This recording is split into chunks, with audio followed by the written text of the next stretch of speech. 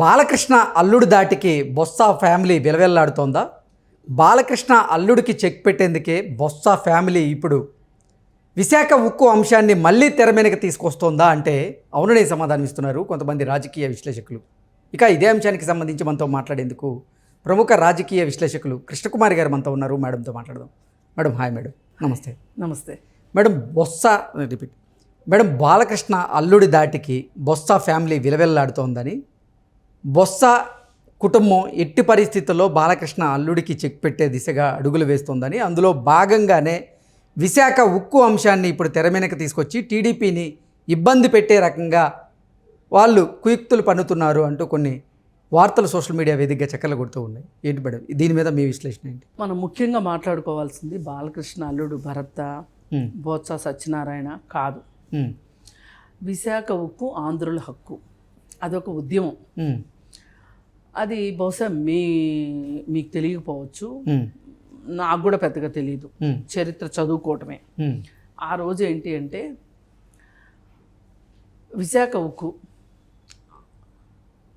కావాలి, మా ప్రాంతంలో ఉక్కు ఫ్యాక్టరీ కావాలి, అది ఒక జాతీయ ప్రాజెక్టు కావాలి అని కోరుకున్నారు. అది మామూలుగా కోరుకోవాలి. విశాఖ ఉక్కు ఆంధ్రుల హక్కు అంటూ బలంగా నినాదాలు చేశారు. నినాదాలు ఇచ్చి ప్రాణాలు అర్పించారు. నినాదాలు ఇవ్వడం ఏం గొప్ప అండి, మీరు ఇస్తారు నేను ఇస్తాను కాదు, ప్రాణాలు ఇచ్చారు, అది గొప్ప. ఆ రోజు ఎమ్మెల్యేలు వాళ్ళ పదవులకు రాజీనామా చేశారు. ఆ తరువాత ఈ మధ్యకాలంలో ఏవో కొన్ని బోగస్ ఉద్యమాలకి రాజీనామాలు చేసుకోవటం తెలంగాణలో మనం చూసాం. కానీ అసలైన ఉద్యమాల్లో ఎక్కడా కూడా ఎమ్మెల్యేలు వాళ్ళ పదవులకు రాజీనామా చేసింది చూడలేము. అంటే ప్రజల హక్కుల కోసం, ప్రజల కోసం, ప్రజల అవసరాల కోసం చేసిన వాళ్ళు లేరు. ఆ రోజు చేశారు. ఆ రోజు ఘనత ఎవరు చేశారు? అందరూ చేయలే, కమ్యూనిస్ట్ పార్టీ ఎమ్మెల్యేలే చేశారు. ఓకే. ఆ రోజు సరే కొంతమంది తుపాకీ కాల్పులకు బలైపోయారు. అలాగే చాలామంది రైతులు అక్కడ పొలాలు ఇచ్చారు దానికోసం. ఇప్పుడు అమరావతిలో ఎలా అయితే ఇచ్చారో అలా ఇచ్చారు. ఎక్కడ పరిశ్రమలు వచ్చినా జరిగేది అదే. పైగా ఎక్కువ పొలం ఉన్నవాళ్ళు వాళ్ళ ఏరియాలో పరిశ్రమలు రాకోకుండా చక్రాలు తిప్పేది కూడా మనకు తెలుసు. ఎకరము, 2 ఎకరాలు, 4 ఎకరాలు, 5 ఎకరాలు అట్లా ఉన్నవాళ్ళే ఎక్కువ మంది రైతులు ఉంటారు. సరే ఏది ఏమైనా రైతుల త్యాగం కావచ్చు, ఆ అమరవీరుల త్యాగం కావచ్చు, ఆ రోజు ఎమ్మెల్యేల త్యాగం కావచ్చు, ఏది ఏమైనప్పటికీ పోరాట ఉద్యమం తారాస్థాయికి చేరేసేసరికి ఇంకా ప్రభుత్వానికి కూడా వంచక తప్పలేదు ఉద్యమానికి. ఆ ఫ్యాక్టరీ వచ్చింది. సరే ఆ రోజు ఫ్యాక్టరీ ఆ విధంగా వచ్చింది. ఈరోజు ఇప్పుడు ప్రస్తుత పరిస్థితి గత 3-4 సంవత్సరాలుగా జరుగుతున్నది ఏంటి అంటే, చాలామంది నిపుణులు ఏం చెప్తున్నారు అంటే విశాఖ ఉక్కుని అంటే డిజిన్వెస్ట్మెంట్ మినిస్ట్రీయే బీజేపీ గవర్నమెంటే పెట్టింది. మామూలుగా అంతకుముందు డిజిన్వెస్ట్మెంట్ స్టార్ట్ అయింది. ఎట్లా స్టార్ట్ అయింది? సంస్కరణల ఫలితంగా పివి నరసింహారావు గారి తర్వాత సంస్కరణల ఫలితంగా డిజిన్వెస్ట్మెంట్ స్టార్ట్ అయింది. అంటే వాటాలు అమ్ముకోవటం, ప్రభుత్వ సంస్థల్లో వాటాలు అమ్ముకోవడం అనేది మొదలైంది. మొదట్లో ఎంత ఉండేది? 10% అమ్మేవాళ్ళు, 20% అమ్మేవాళ్ళు, 25% అమ్మేవాళ్ళు. అది పోయిన తర్వాత విదేశీ ప్రత్యక్ష పెట్టుబడుల రూపంలో డబ్బులు రావటం మొదలైంది. ఒకప్పుడు ఏముండేదంటే 49-51% ఉండేది. 51 ప్రభుత్వానికి ఉండాలి, 49% కొనుక్కునేవాడికి ఉండాలి. అంటే మేము కొంచెమైనా మేము అధికులము అనే ఒక లెక్క ఉండేది. మళ్ళీ దానికి కూడా కొన్ని సంస్థలు మినహాయింపు ఉండేవి, రక్షణ సంస్థలు ఇట్లాంటి మినహాయింపు ఉండేది.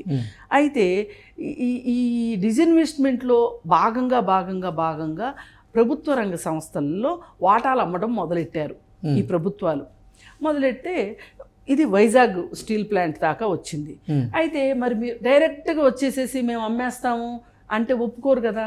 అందుకని ఇప్పుడు రోడ్డు మీద కుక్క వెళ్తూ ఉంటుంది, కుక్కని చంపితే కుదరదు కదా.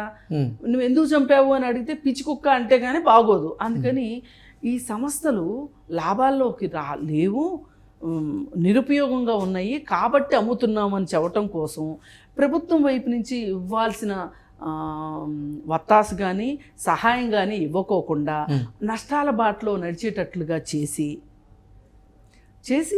ఇది నష్టాల్లో ఉంది కాబట్టి అమ్మేస్తున్నాము అని ఒక పథక రచన మొదలైంది. దాన్ని అమలు చేయాలని చూసినప్పుడు మళ్ళీ కమ్యూనిస్ట్ పార్టీలు, కార్మిక సంఘాలు వీళ్ళందరూ ఏకమయ్యి వీళ్ళందరూ మళ్ళీ పోరాటానికి పిలిపించారు. విశాఖ ఉక్కు, ఆంధ్రుల హక్కు, దీన్ని ప్రైవేట్ పరం చేయడానికి వీల్లేదు అని చెప్పి ఉద్యమం చేయటం మొదలెట్టారు. మొదలెట్టేసరికి అప్పుడు తెలుగుదేశం పార్టీ ప్రతిపక్షంలో ఉంది. ప్రతిపక్షంలో ఉన్నప్పుడు తెలుగుదేశం పార్టీ కూడా ఆ ఉద్యమంలో భాగమైంది.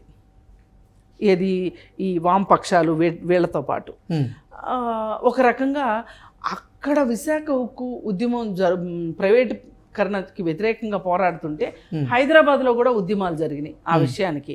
అలాంటి ఏ పరిస్థితుల్లోనూ కూడా వైసీపీ పార్టీ ముందుకు రాకుండా వీళ్ళందరూ ఏం డిమాండ్ చేశారు అంటే, అసెంబ్లీలో ఒక తీర్మానం చెయ్యండి, మా రాష్ట్ర ప్రభుత్వానికి ఇష్టం లేదు, మేము ఒప్పుకోము ఈ ప్రైవేటీకరణని, మా ప్రజాప్రతినిధులు కూడా ఒప్పుకోవట్లేదు అని చెప్పి ఒక తీర్మానాన్ని చేసి ఈ తీర్మానాన్ని మోడీకి కేంద్ర ప్రభుత్వానికి పంపమని చెప్పి వీళ్ళందరూ డిమాండ్ పెడితే ఒక్కసారి కూడా అసెంబ్లీలో దాని మీద చర్చకు తీసుకోవడానికి కూడా ఇష్టం లేని పరిస్థితిలో ఎవరున్నారు? జగన్మోహన్ రెడ్డి ఉన్నాడు. మరి జగన్మోహన్ రెడ్డి ఉంటే ఆ సందర్భంలో ఉత్తరాంధ్ర మహానాయకుడిగా బిరుదులు అందుకునే బొత్స సత్యనారాయణ ఎక్కడ నిద్రపోతున్నాడు? ఈవేళ ఎలక్షన్లు వచ్చేసరికి ఇప్పుడు తెలుగుదేశం పార్టీ బీజేపీ పార్టీతోటి ఎన్నికల అవగాహనకు వచ్చింది కాబట్టి దాన్ని వాడదాము అనే ఒక తెలివి, బాగా ఉత్తరాంధ్ర తెలివి అంతా చూపిద్దామని చూస్తున్నాడు బొత్స సత్యనారాయణ. కానీ నేను అడుగుతాను, చంద్రబాబు నాయుడు ఇప్పుడు పాపం చేయటం స్టార్ట్ చేశాడేమో అనుకుందాం. మరి నువ్వు ఎప్పటి నుంచో పాపం చేసావు, నీ సంగతి ముందు ఎవరిని శిక్షించాలి? పాపం చేసేసినోడినా చేస్తున్నవాడినా? అప్పుడేమైంది నీ బుద్ధి? నువ్వు జగన్మోహన్ రెడ్డికి ఎందుకు చెప్పలా?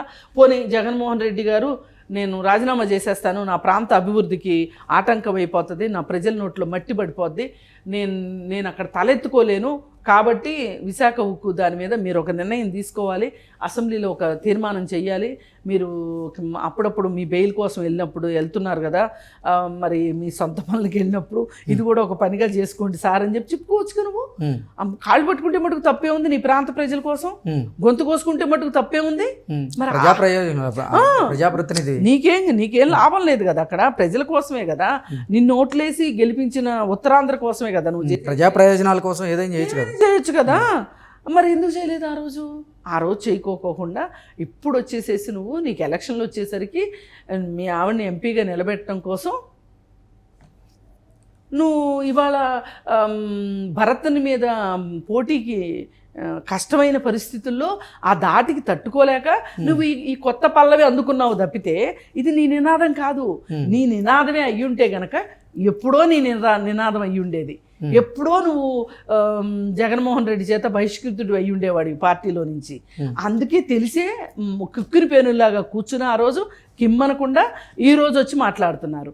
ఏమో గుర్రం ఎగరావచ్చు, రేపొద్దున చంద్రబాబు నాయుడు సీఎం అయిన తర్వాత అన్ని పరిస్థితులు బాగుంటే బీజేపీకి కూడా 4 సీట్లు వస్తాయి కాబట్టి, మరి నేను ఆ రోజు అంత చేశాను, మా రాష్ట్రంలో మీకు సీట్లు వచ్చేటట్లు చేశాను, మరి మాకు విశాఖ ఉక్కుని ఉంచండి, ప్రైవేటీకరణ చెయ్యొచ్చు అని చెప్పి అడిగే అవకాశం చంద్రబాబు నాయుడికైనా ఉంది.